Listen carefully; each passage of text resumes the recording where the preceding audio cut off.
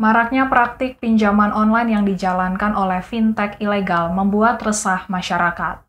Tim kriminal khusus Satreskrim Polres Metro Jakarta Pusat pun menggerebek sindikat pinjaman online di Sedayu Square, Cengkareng, Jakarta Barat pada Rabu 13 Oktober 2021 kemarin.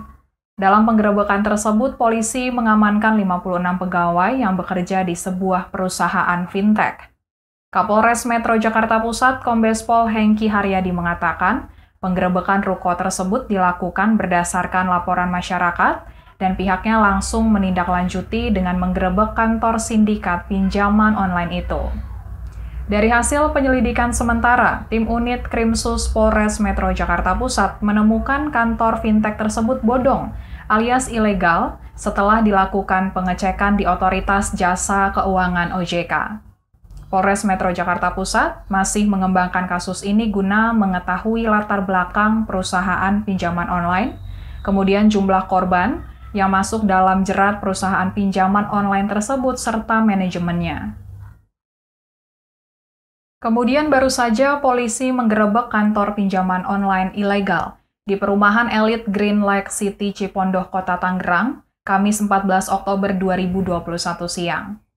Penggerebekan berlokasi di ruko 4 lantai, Crown Block C17, Green Lake City. Terdapat 13 aplikasi pinjaman online di gedung tersebut, 10 diantaranya ilegal atau tidak terdaftar di Otoritas Jasa Keuangan OJK.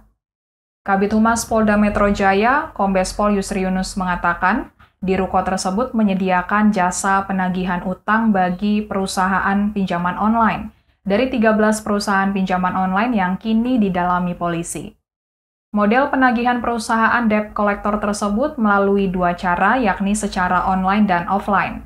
Namun dalam praktiknya, perusahaan ini kerap melakukan intimidasi kepada peminjam apabila belum membayar tagihan utang yang jatuh tempo. Tidak hanya itu, polisi juga menemukan praktik penagihan dengan pengancaman kepada peminjam. Ancaman berupa pesan teror dan mengirim gambar pornografi.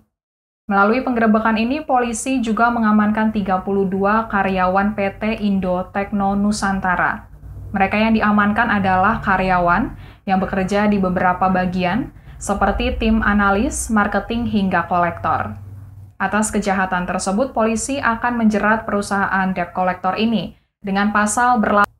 Polisi akan menjerat perusahaan kolektor ini dengan pasal berlapis, diantaranya pasal terkait perlindungan konsumen, kemudian Undang-Undang ITE hingga pornografi.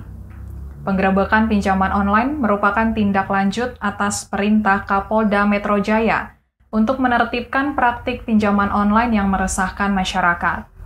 Atas arahan tersebut, Polda Metro Jaya membentuk tim khusus untuk menertibkan pinjaman online ilegal di wilayah hukum Polda Metro Jaya.